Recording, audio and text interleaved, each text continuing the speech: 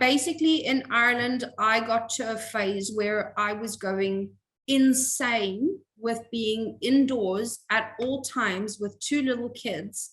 And every time I stepped outside, I needed to put three jackets on, gumboots, hoodies, and dress up my kids like little snowmen and have to almost hype myself up to go in the cold and put them in the cart just to go do grocery shopping. I was like, I can't do this. This is irritating me so much.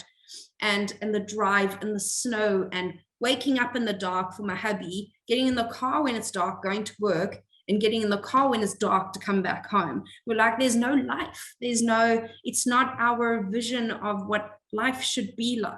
I'm Dr. Shamini Tablanche, ex-corporate and academical, turned CEO and board member of several companies and mother of 4 little extraordinary kids.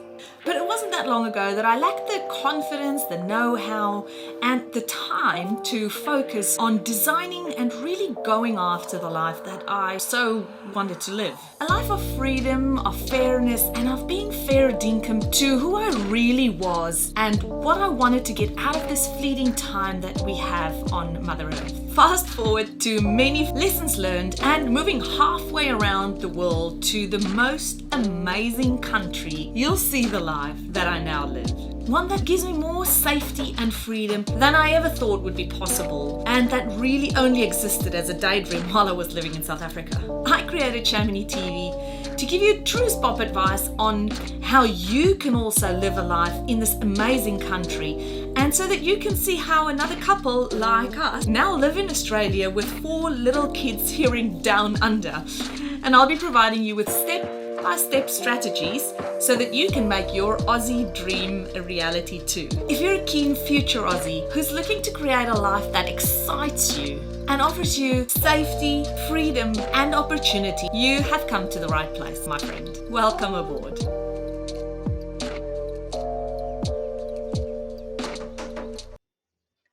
Before we continue with the episode, I just quickly wanted to jump in here to let you know that Migration Made Easy, which is our signature online course, will be opening its doors very soon again. If you are serious about making your way over to Australia as soon as possible and you want to become a part of the best community on the internet, you want to make sure that you are on our waitlist. www.shaminitv.com.au/waitlist. And we will teach you everything that you need to know in order to maximize your chances to make it to this amazing country as soon as possible. All right, let's jump into the episode. Hi, Maxine. How are you today? All the way from sunny, beautiful Perth. How are you doing? Good, thanks, and yourself? I am very well, thank you. Please tell me, how is it sweltering in Perth versus freezing in Ireland? Oh my gosh. At this point, we were talking the other day, hubby and I, and we were thinking, this past Christmas that just happened, like we would be sitting inside the house, freezing, wearing layers of clothing, opening presents and being like, so what do we do the rest of the day? Okay, we'll just turn the central heating on and we'll just sit inside, like, yay. And now, like this Christmas, we were like, let's go to the beach. We went to the beach before Christmas and it was amazing. Such a big difference. Such a big difference. I can imagine. It might not be a white Christmas, but it could be a sandy Christmas. Exactly. I'll take the beach over living inside my house all day over Christmas any day. So how long were you guys in Ireland for, and how long have you been in Australia now? So we moved to Ireland January 2020. So literally as the pandemic was about to happen, we moved across and we were there from January 2020 until May 2022. So about 2.5 years-ish. And then, we arrived here end of April this year, 2022. Last year, 2022. So we've been here, I think, about 8 months or so. And you've been here long enough to know that you are happy in Australia, is that right? The best move we ever made. I think it took us about 3 to 4 months before we started feeling like home, like it was home. And then after that, now it just feels like this is the place. This is where we are going to be. Like there's no going back. There's no going back to South Africa or Ireland. Even though we think about it and we miss certain aspects, there's so much more here, not only for my kids, but for us. Yeah. Sheltering yourself, 100%. So what did you do? Like, how did you move to Ireland? On what kind of visa basis? Well, I'm assuming it was with a job. And then how did you come to Australia? So I have an Irish passport and I have an Australian passport. So with my husband being married to me, obviously I just went to Ireland and my husband came on a partner visa. So just married to an Irish citizen. That's how we got into Ireland. That was a simple process. There was no visa involved. We just landed at the airport. Within 2 weeks, we just needed to go to the police station. He got a stamp 4, which allowed him to live and work in Ireland for 3 years.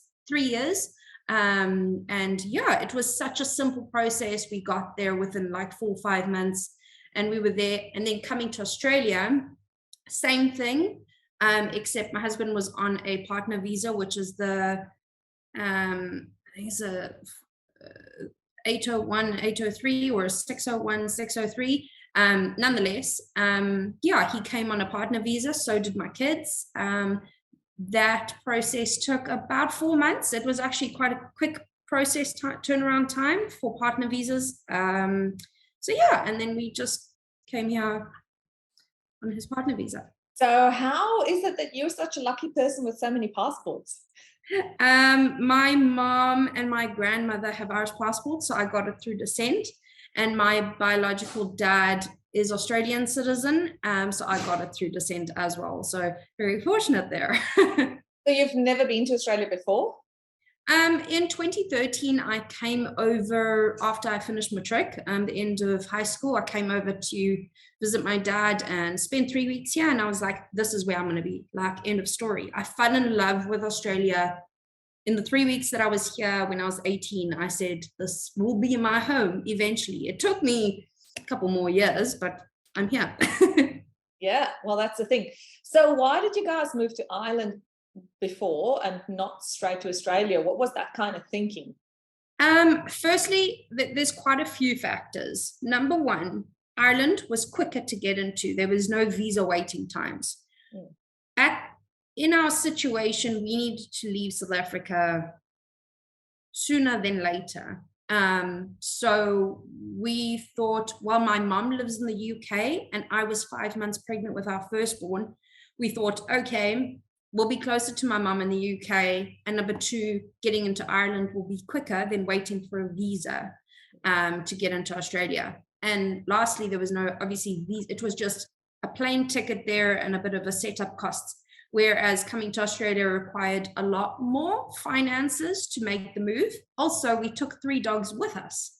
So that was an added cost. So we had to factor that in. We were like, which one would be the cheapest right now at this present time? But what is our end goal? So Aussie was always our end goal, but we just needed to do it as a stepping stone. So we moved to Ireland and then we were there and then we started the savings in euros and then we built that up and then we're able to have time to wait around in a safer environment before moving to Australia.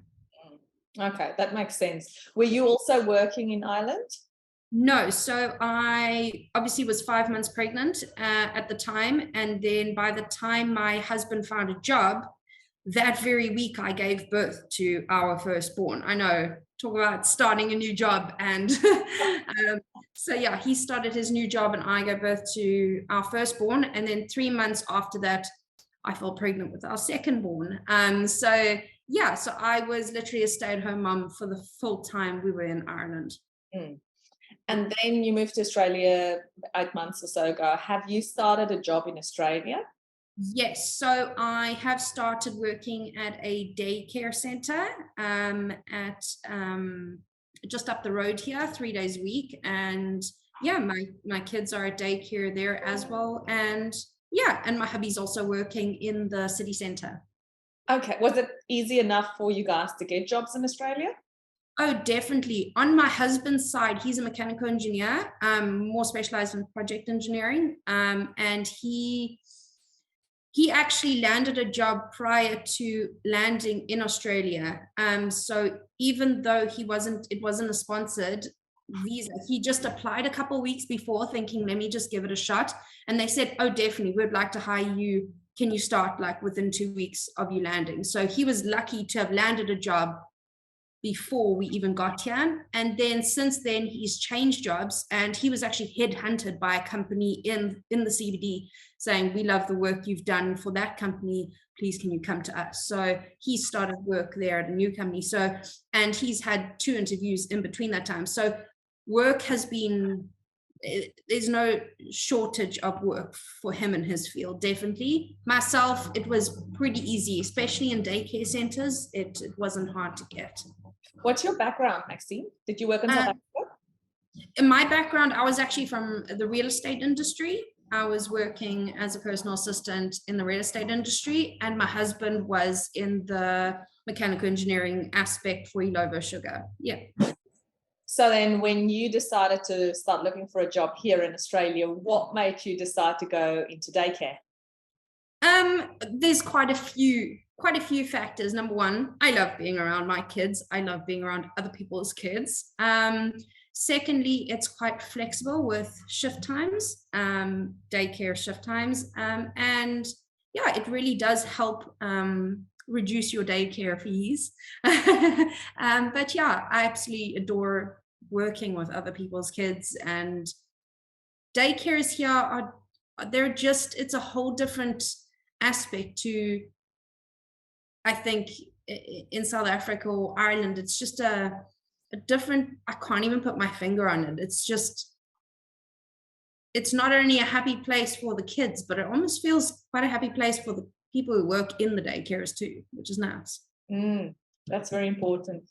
I think the Australian way of looking after employees probably comes to the forefront in that. It's a very pro staff environment. Exactly. And it's not like, I know educators get paid quite poorly, or my friend in South Africa is an educator in a daycare, and her salary doesn't even cover the bare minimum, whereas here, like, minimum wage here is like quite a bit. Like, so working in daycare here is quite doable financially as well. Yeah. And then, of course, as you said, you then get additional discount because 95%. Yeah, exactly. Like literally 95%. They will cover. I should start working in daycare. Literally 95%. And because I've got 2 kids, that's double. And daycare fees alone are ridiculous. So 95% discount per day per kid is incredible. Yes. Yeah. I had 4 kids through it. And I think we worked out at some stage that daycare, full-time daycare for a year for a child was going to be the same for us than having our child in a private school in matric. It works out the same, kind of like $25,000 at the end of the year. Definitely. It's insane, the daycare fees, but at the end of the day, like, it's just worked out, our situation just worked out perfectly so far. So yeah, it really does help when you've got that staff discount. Which ages are you looking after? My classroom that I'm with is the 18 months old to the 2.5-year-olds, but the daycare caters from 6 weeks old to like kindergarten, just before primary school. Yeah, five. So are your 2 kids in your class then? Because they're about that age, aren't they? Yeah, so my daughter, my youngest, is in my class, and my son's a class just above her, so in the kinder 1 class. So yeah, it's quite. I like it when mom's there. Yeah, it's quite interesting. It's hard not to want to spy on your other kid, but you're like, nah, focus on your job. And then tell us a little bit about the shifts, if you don't mind. Like, what are the options for you?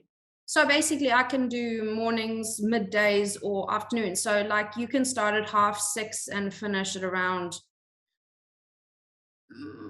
I think it's around 2:30 or so. Like, I do a 7:45 to a 3:45. So that helps that even when the kids are in primary school and I'm working that shift, I'm able to finish work when my kids are finishing primary school and come home, that I don't have to organize aftercare. for them as well. So shifts are quite flexible. You can say I can work these, or I only can do 3 days a week. I can only do 2 days a week, or I can do a full week. It's very flexible. I must admit, very flexible days and your times. You can start at 8 or 9 or 10 or 11. You can choose your start time, which is quite nice, I guess, depending on the company. But yeah. Okay, and then the thinking around being in Ireland and coming to Australia, you based it around waiting to save up enough, is that right? Or what was that trigger for you to make the move to Australia?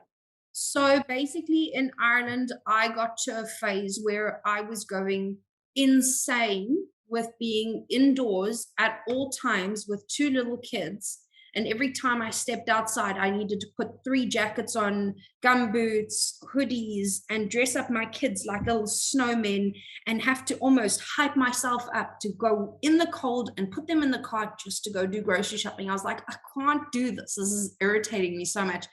And the drive and the snow and waking up in the dark for my hubby, getting in the car when it's dark, going to work, and getting in the car when it's dark to come back home. We're like, there's no life. It's not our vision of what life should be like. So we were like, let's start, because we were originally going to be in Ireland for 5 years, then make the move. After 2 years, we were like, we can't do this anymore. We can't. Let's start the process. And we gathered up enough for the visa and the plane tickets and started the process. And yeah, but it was just that breaking point of just that both of us just being so doomy and gloomy because the weather got to us so much. I remember leaving South Africa saying, no, we'll embrace the weather. We'll embrace it. You know, I'll put the kids in the pram and we'll go for a walk and everything will be fine. And we'll just, when you're there and in the thick of the winter, I think everybody's different, but like for us who lived in Durban on the beach, it wasn't our cup of tea any longer. So we were like, no, it's okay. Let's make the move now. And yeah, we saved up and took our 3 dogs again, very lucky dogs, took our 3 dogs from Ireland, plus our 2 kids, and packed them up and moved to Australia. That is a big household to move around. No, it's chaotic. What was the pet migration situation from South Africa to Ireland versus then from Ireland to Australia? Very different. So in South Africa, service was brilliant. So we used, I can't remember the name right now, but we used a company and they did everything. The paperwork, told me when I need to do things, etc., etc. They were literally like somebody who is your go-to with everything, saying, hey, you need to do this, don't worry, we'll organize that. And we just simply needed to do what they told us to do. The move there was fine. There was a bit of a pickle though, because the people who did the titer tests in Joburg somewhere, their company got delicensed or something like that. So their blood results weren't as accurate as they should have been. They still got on the plane. Everything was fine. They got to Amsterdam and Amsterdam rejected them and said, well, we don't accept this. This company is not good enough. They were going to fly our dogs back to South Africa and we would have had to start the whole process again. And we got the agent to just sort out. We were like, no, this is not right. So we eventually got them. She sorted it out and she was like, no, push them through. They got approved, but they had to spend another night in Amsterdam and then they got into Ireland. That was fine. Everything was great. Going from Ireland to Australia, the pet agent is very different. Her job is only really to book the flight. And I think there's like only 1 or 2 agents in the whole of Ireland that can do this. In South Africa, you've got a variety of companies. You can pick and choose from whatever. In Ireland, I think there's only 2 companies. And all her job was to book the flight tickets and sort out some other paperwork, some export paperwork. The rest was on us. Doing everything else was more so scheduling and timing, and we had to drive up to Dublin to get, it was, put it this way, doing it in Ireland, it was definitely more, you paid for a service when you were doing more, Whereas in South Africa, what you paid for, you got what you paid for, kind of thing. So it's definitely different, but either way, both processes were simple enough, relatively decent, no errors, and yeah. Okay. Did it cost around, I know going from South Africa to Australia with a pet, it's about $10,000, give or It cost us about 35,000, everything all together from South Africa to Ireland. From Ireland to Australia was about 15,000 euros. Okay. All right. So it's been expensive. Yeah. So Maxine, if you had to do it all over again, what would you change in this whole process? The whole process. I think what we would have done is stayed in South Africa, had our kids in South Africa. Number one, to be nearer to my hubby's family when I was a new mom with 2 brand new babies. Going to a new country with no family support, when you're a new mom and new family, it was probably the toughest thing we ever went through.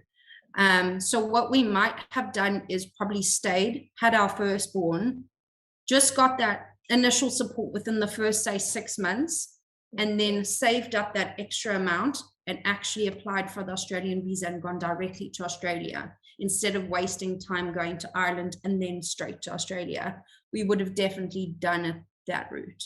Yeah, because of course you spend so much money on migrating twice, Yep. where the intention was to go and save money to come to Australia. It almost Counteracted with each other, yeah.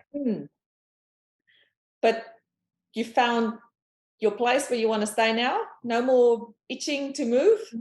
No more itching to move. We're in a rental, and hubby and I were talking the past weekend, and we're probably looking at now putting a deposit down on buying a new home now here by June. So that's something that we could have never achieved in South Africa in such a short amount of time. Like, we're newly immigrant here. We literally came with our suitcases. We didn't do any containers. We didn't bring anything with us. We came with our suitcases, our babies, and our dogs. And we started from scratch, literally from scratch, because it took every ounce of our bank account to get here.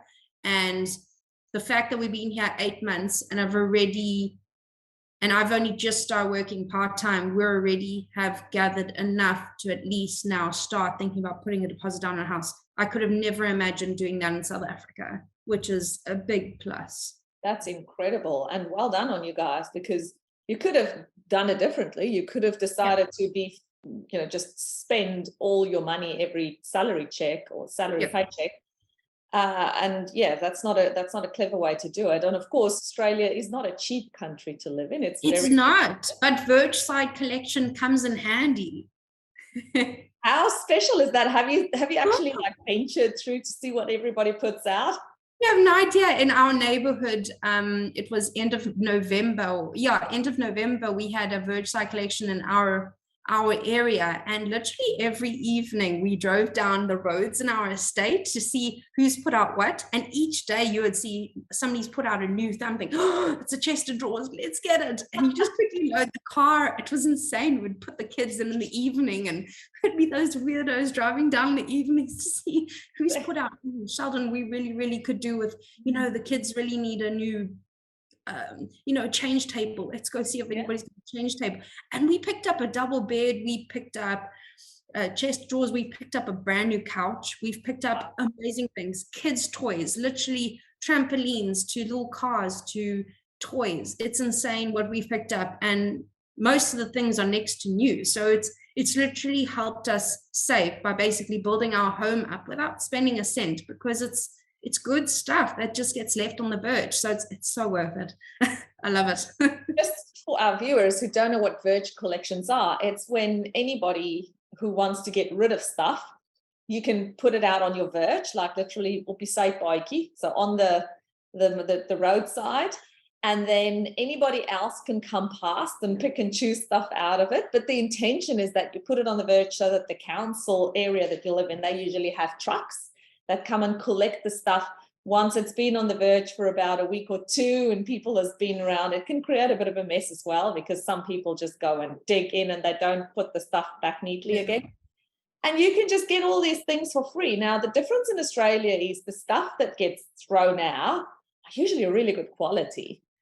Because, because it's just so cheap secondhand to go and buy other stuff. Like, for you to get rid of your stuff, it's really good quality.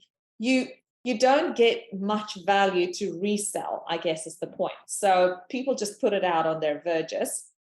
And then for others like you and me who like to find a bargain, it's addictive. You can start doing that and that a lot of people become hoarders through doing that, because they just go, it's a real thing. How can people just put this out? I've got to like take it and keep it in case I might need it for the next 10 years.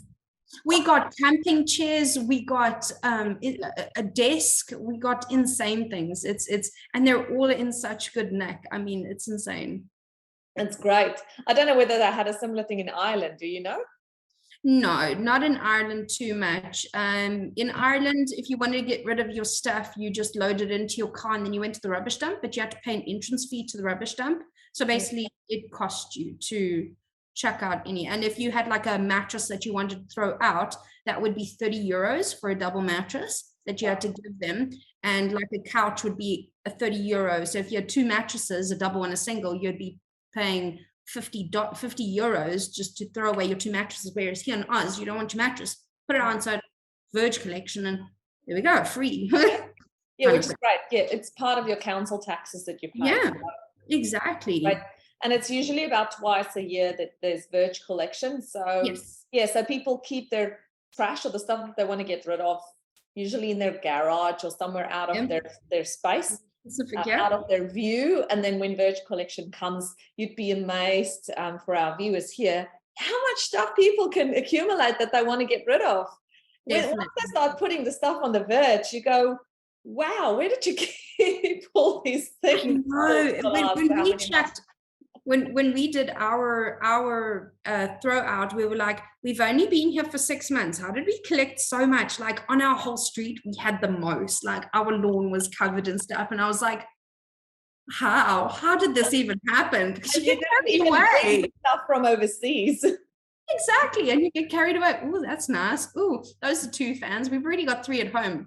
Oh, what's 2 more? Exactly, because in case, you might need it in that extra room, maybe in the bathroom. 100%. And there's always little bookshelves. I'm hoarding bookshelves, and half them are sitting empty. I'm like, but they're so nice. But this is the thing that's so good for little kids, especially like your age, where they have so many of those kids' toys. It's a small time that they actually use those toys. I'm just thinking like, the little play gym that they can sit in and rattle, or the little bikes that they get on, those plastic. It's maybe only like 6 or 8 months that they use it for, and then it's time to chuck it again. So the condition of these things are really good when you pick them up on the Verge side. And I didn't mind taking secondhand stuff for my kids, because if I buy it new, it's going to be like 2 days and it's going to look secondhand anyway.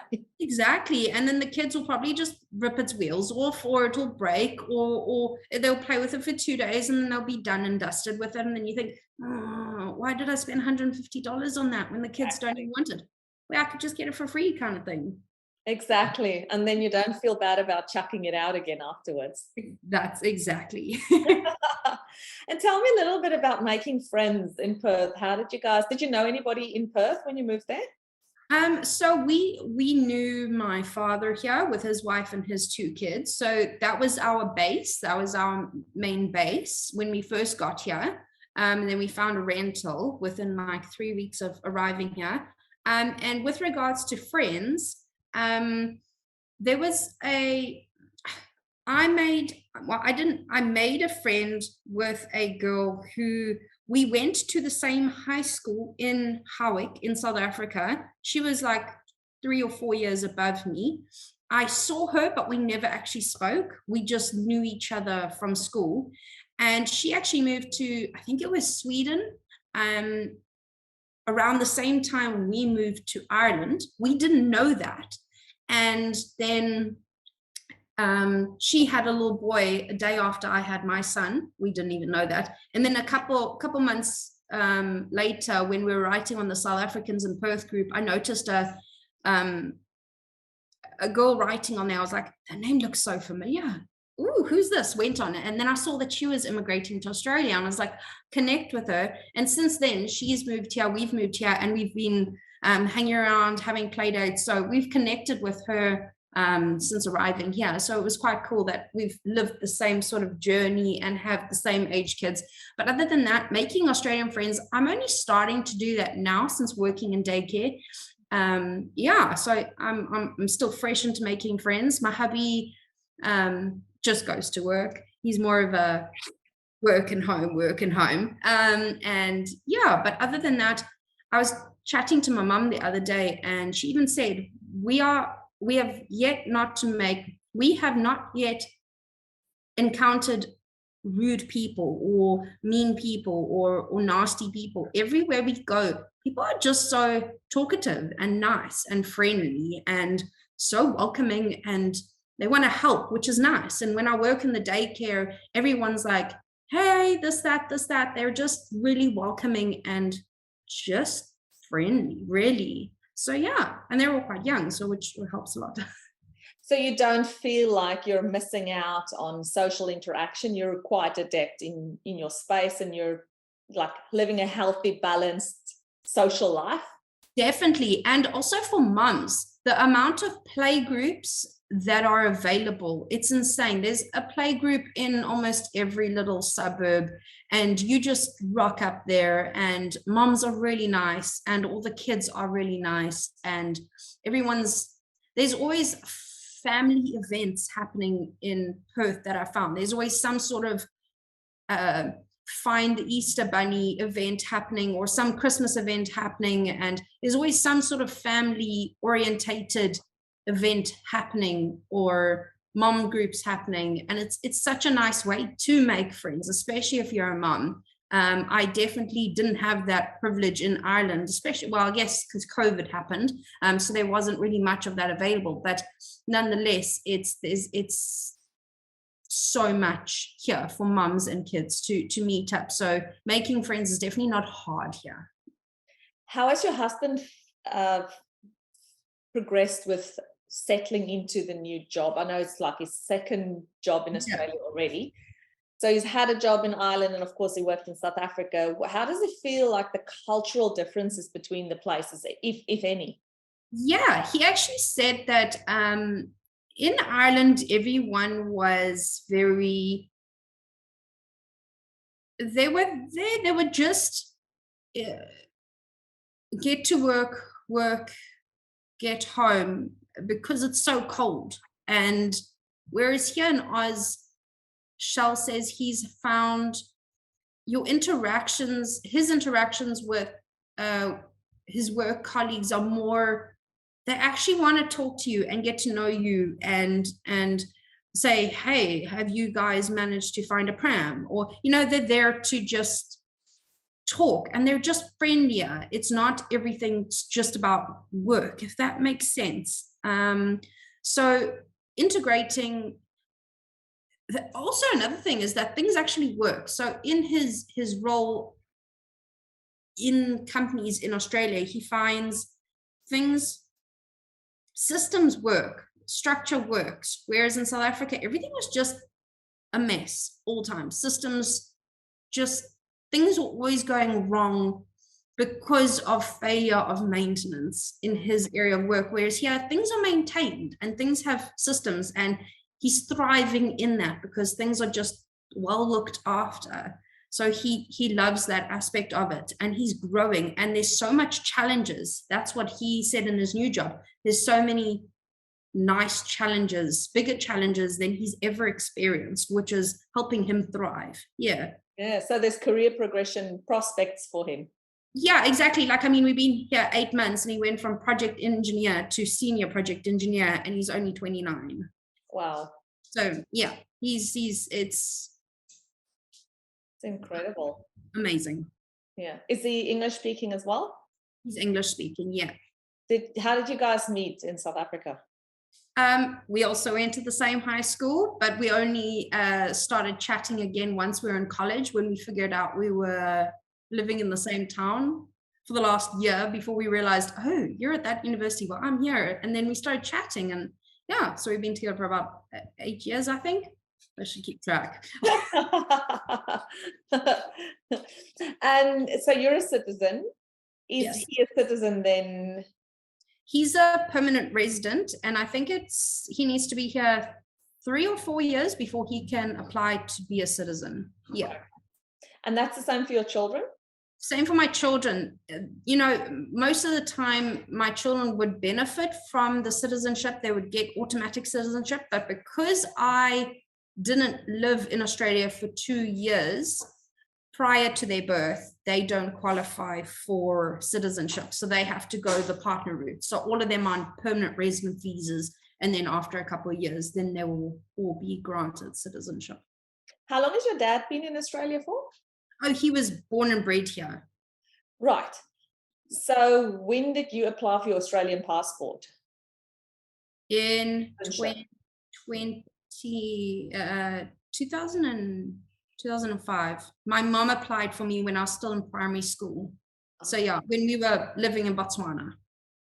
Oh, okay. So you've lived all over the world. Yeah, I was born in Zimbabwe, lived in Botswana. I grew up most of my primary school life in Botswana, moved to South Africa, then Ireland, then Australia. I've traveled a bit. Oh, oh, good on you. Yeah. Oh, it's good to try out things and get a taste of what's available in the world. And it's good that you're now in a space where you feel, okay, I can now settle down. I can throw in, grow my roots down. Definitely applying for primary schools now and purchasing homes. It's when you're making big decisions like that, you know that, okay, you found home. Usually you hold off on those things if you don't quite feel at home. But yeah, this is home. Yeah.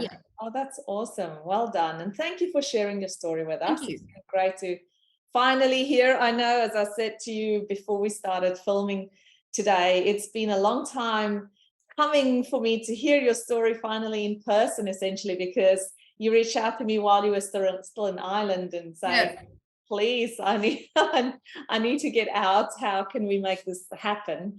Definitely. And to now see full circle how you've come and you're now in Australia living the dream. So thanks, Maxine, for sharing. Thank you. Thank you so much for interviewing me. It's been great. Thank you. It's a pleasure. All right, we'll catch up again with you hopefully in the next year or two and see how you've gone.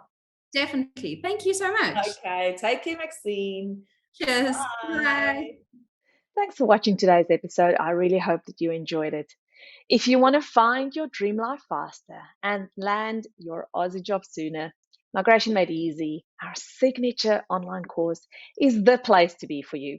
Hop onto showminitv.com.au/waitlist to make sure that you know when our doors do open the next time. All right, so thank you so much for joining me today. If you had fun, please remember to hit that subscribe button and then it'll make sure that you never miss a thing. I'll see you same time and same place next week. Bye for now.